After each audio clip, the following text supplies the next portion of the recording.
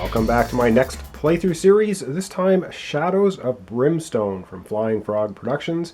Really enjoy this company and their games. I've done a playthrough of all of their games except one. Including this one will be two that I haven't done, but I'm going to be doing this one now, Shadows of Brimstone. So it's been out for quite a while now. I think it was a 2013 Kickstarter project, and it's been out, I think, about maybe 2 years now. It's, of course, 2016 now. April, and I'm not going to go into a lot of details of rules and such because there's so many playthroughs of this game out on the internet right now. If you want to watch any of them, there is a ton. But I'm going to do a run through here. I'm going to do one scenario, and then we're going to visit the town, show you how that works. And the two characters that I'm playing with is I'm playing with the U.S. Marshal. A little miniature here, I'm not sure how well that will focus, but we have the U.S. Marshal with a shotgun. And we have the female rancher with her hunting rifle. And we're going to go over and look at their characters in a second and show you what items they're starting with. They start out with a personal item. There's something called grit in the game that basically is used for rerolls. Again, tons of rules, tons of fiddly bits. But we will learn how to play, of course, as we go along through the first scenario. So I'm going to go and take a look at the characters, the Marshal and the Rancher. Then we'll look at the scenario and some of the card decks, and then next episode we will get right into it. Alright, so just focusing in here a little bit on the Marshal. Every character, and you can play this game from 1 to 6 players. So I'm playing with 2, and the game scales a little bit depending on how many characters you're playing with. So everyone gets a side bag, which can hold 5 tokens, and tokens can be things like tonic and whiskey and bandages and herbs and, of course, dynamite. And everyone starts, each player character starts the game with one item of their choice. So the Marshal is going to take dynamite. It's good for chucking and blowing up lots of monsters. I have a token here. If he gets knocked down or knocked out in the game, it's double-sided, has the female on one side, male on the other, so we'll keep that. He starts the adventure with 1 grit. And to glaze over his abilities here very quickly, he has agility, cunning, spirit, strength, lore, and luck. They all have that. His initiative is 4, makes a deal when you get into battles. To hit. For ranged hits, he has a 4+. He has to roll on a 6-sided die, and melee is 4+. He has a maximum grit of 2 and a combat of 2. Combat means melee in this game. His health is 10. His sanity is 12, and I've overwritten this. You'll see because of his cards down here. And I've overwritten his luck from 3 to 4. So his sanity was 10, it's now 12. And these are saving throws. So if you get damaged health-wise, if he rolls a 3+ on defense, he doesn't take a wound. And if he loses some sanity through a horror hit or something, he has to roll a 4+ to negate the effect. Alright, so let's look at his items quickly. He has a starts the game. It says here, starting game, shotgun, U.S. Marshal badge. So that's what these two are. So his shotgun is range of 5, and the game, of course, is made up of squares. So he can shoot 5 squares away. And it has 1 shot. It uses a D8.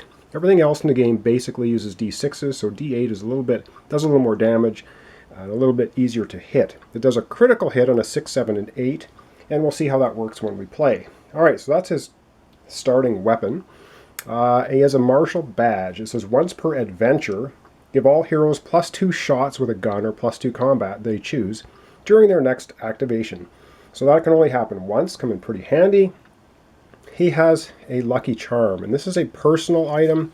Every character starts the game with 1 personal item, so they start with their starting items and 1 personal item. And he got chosen for him the lucky charm, and it looks like a little rabbit foot here. Gives him +1 luck, and that's why I've changed his luck from 3 to 4. And once per adventure, ignore all damage from a single source. So when he really gets beaten on by some big bad monster, once per the adventure, he can say, nope, didn't happen because of his lucky foot. There are also 3 cards per character. There's 8 characters if you have both sets, which I do have Swamps of Death and City of Ancients, which I'm playing with all the cards for both. So the Marshal and I think the Rancher both come from Swamps of Death, and that's why I use the Swamps of Death cover for the intro of the playthrough. He he chose Hardened Resolve. So there's 3 of these cards. You choose one, it stays with you for the rest of the game. So it chose Hardened Resolve, and it's use a grit. So with these grit tokens, heal 3 wounds or 3 sanity from yourself or another hero on the map tile. So if you're on the same map tile as another character, you can heal them 3 wounds or 3 sanity. And that's by spending a grit. And you get 5 XP for every wound sanity healed from another hero in this way, but not yourself. And this gives him a +2 maximum sanity. So I've changed the sanity here from 10 to 12. And that, in a very quick nutshell, is the U.S. Marshal. So now we can go over and take a look at the Rancher and see what her starting abilities and items are, and what her... oh, and also didn't mention his abilities itself are double shot. And it says once per turn, when you kill an enemy with a shotgun, you gain +1 shot with the shotgun. So if he kills an enemy with a shotgun, he will immediately get to fire it again. All right, over to the Rancher. All right, and here we have the female Rancher. And I should say that all of these cards are double-sided. There's male on one side, female on the other. But the game itself only comes with the female Rancher miniature. I believe from Flying Frog Productions, you can buy the males or female counterparts to these cards if you want to go and purchase them. So she starts with 1 grit, of course. Oh, and one person is going to be carrying the lantern, which is used to hold back the darkness. And she's going to start the game in her saddlebag or side bag with bandages. And that's a 1d6 healing pretty much any time you want during the adventure. So she starts with a hunting rifle. It's a range of 12, so it's really long range, 1 shot, and it does an automatic +2 damage if it hits the monster that you're shooting at. And so for her personal item, she found, or she has, or was given, the hand mirror. And the hand mirror says, voices in the dark, which means if you're 2 tiles away from the person holding the lantern, you start hearing voices in the dark. They do bad things to you sanity-wise. Only does a D3 hit to you instead of D6. Probably not going to happen because generally in this game the adventuring characters stay together because it's kind of silly to split up and get surrounded by things and killed.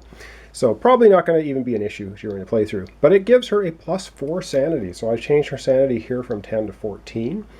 And her ability that she chose, there's 3 of these. She chose the swinging rifle.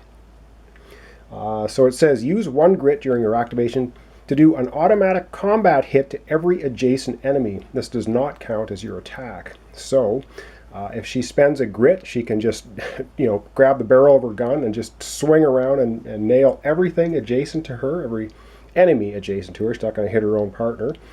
And it doesn't count as an attack. So she would also get her 1-shot attack with her hunting rifle. All right, not going to go over all of her stats. Again, she's got the same stats, different numbers, of course. And the only thing that changed for her because of the mirror was her sanity. So the rest of the numbers you can have a look at there. Her initiative a little bit lower at 3. All right, her special abilities. If she kills an enemy with a 2-handed weapon gun, which the hunting rifle is, she immediately gains +1 shot with the gun. Now, I know there's errata out on it that she's only allowed to do that 3 times.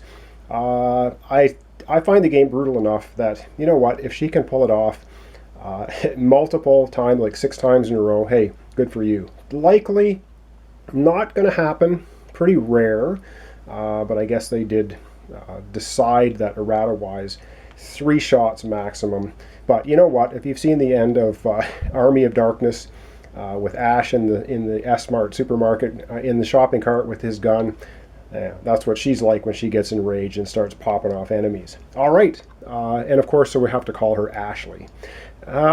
And that's all her abilities and everything. So I think we will just back out a little bit, take a look at the starting tile. I'll explain a little bit more about how the game plays, and then basically I'm just going to start getting right into it. In the next episode. So we'll start, well, of course I'm going to tell you which mission we're doing, which is just the very first basic mission in the book, so we'll go over that quickly as well. So back to the little sort of main tile that we start on, show you some of the cards and what they do. We'll look at the opening scenario, and next episode we're going to start delving into the mine and doing what we're supposed to do. Wow, so at 50,000 feet, basically what you're going to do, it's a roll and move game. I know, very antique situation. So it's roll and move. So you basically, he wants to move, rolls a 6-sided die. That's how many squares he can move. If you roll a 1 on your movement, you get a grit. Okay, that's in the mines. There are other rules for other worlds, but we're not going to be using other worlds in this playthrough. I am going to use Monopoly money to keep track of experience and gold pieces. Yes, the game's a little bit fiddly. You need to write down everything. So if you get experience for killing a monster, you would have a little piece of paper and write down the experience. I just use Monopoly money because it's much simpler. So when you get to the end of a tile here, and you want to look through into the next room and do some exploring, there is a big stack of mine map tiles. So you shuffle these, you're going to pull one, and that's going to be the next room. Bad things that can happen to you along the way are things like growing dread cards. There are encounters that you can run into in the mine. You can find gear. There's just a ton of stuff. I guess I will show you very quickly. There is a depth track. Flying Frog likes to have these little tracker things. They do it with Fortune and Glory and Last Night on Earth, and I think almost all their games have these. Even the Alien one, the heck was it called? Conquest of Planet Earth has a little tracker for the human thing. So basically there's 2 tokens. You start here. Your posse token starts in the mine entrance. The darkness trying to escape the mine starts over here, and as it ratchets down through dice rolls, we'll see how that works as we play. You start getting darkness cards on these blood splatter marks, growing dread cards here. If the darkness marker ever makes it to the mine entrance, darkness escapes and you fail the mission. Okay, enough said with that. It's going to back out a little bit, and let's take a look at the scenario we're going to be doing, which is the first basic scenario in the book. And after that, it will be the end of this episode, and next episode we'll be delving into the mine. Okay, so we are going to be doing the very first scenario in the book for a few Darkstone more. It's the basic mission number 1. And it says, sitting in a saloon one afternoon, you overhear talk of a local mine in the hills that has a large deposit of Darkstone. Just waiting for someone to come and claim it. Sounds too good to be true, and it probably is, but the old prospector swears up and down that he would go and claim it himself if he were 20 years younger. It's not hard to figure out which mine he's talking about, based on the landmarks he mentioned, and though the other patrons he tells just dismiss him, this could be the big score you're finally looking for. So the Marshal and the Rancher are going to head out into this mine and see if they can find a whole pile of Darkstone. Darkstone in this game is this corrupting force of weird stuff that is worth a lot of money. You can make armor and weapons out of it, but it can corrupt you so badly that you get mutations. But that is probably not going to happen in this playthrough, but that's the thing. So the setup is use the standard setup, which we've done, and you use the mine entrance tile, which is this. And the starting 6 spaces is 1, 2, 3, 4, and 5, 6. So the little, that's where you start in the mine. And we're just going to do a small deposit. So we're going to try and find 2 clues. And what you do is you go through you'd go through the tiles one at a time, and there are things called encounter tokens. And I'll just show you those very quickly. So there's 12 of these encounter tokens, and they have things on them like how many exits there are to that tile, whether you get an ambush attack for monsters or regular attack, or whether you get encounters. And when you get this exclamation point, that is what we're looking for. And there's another one. So we're going to be looking to go into new tiles and try and find 2 of these encounter icons. When we find those, the second one, because we're looking for a small deposit, that's going to be the room with the Darkstone in it, and there will be a final showdown. And so just to show you real briefly here, we have threat deck cards. There's low, medium, high, and epic. You can see here it says 1 to 2 heroes. You use the low threat deck, and that's what we're going to be doing for regular encounters. When we get to the finale, we're going to be using 2 encounters higher. So we're going to be using the high threat deck, and believe me, it's going to be brutal. We may or may not survive, and because we're just starting out with new characters first level, surviving could be a big issue. So I think with that, I'm just going to say that's going to be the end of the introductory episode. And so next time we're going to be heading down into the mine with our U.S. Marshal and our Rancher. And again, I'll be going through how everything plays turn by turn. Basically, there is a very structured way that everything works. And if you do all the steps in order, you don't have a problem. All right, well, very quickly then, I guess thanks for watching, thanks for subscribing. Join me next time when Ashlee and our U.S. Marshal, who has no name, are heading into the mine looking for that big cache of dark stone, which they can sell back in the town for lots of money. So they're greedy buggers looking for the big payoff. But of course the mines are dangerous, lots of evil monsters lurking within. And will they survive or will they get crushed? I have no idea. This game is very random, lots of dice, lots of card draws. You just never know. All right, thanks for watching. Thanks for subscribing. Join me next time for Shadows of Brimstone as we head into the mines looking for a dark stone cache. Thanks for watching.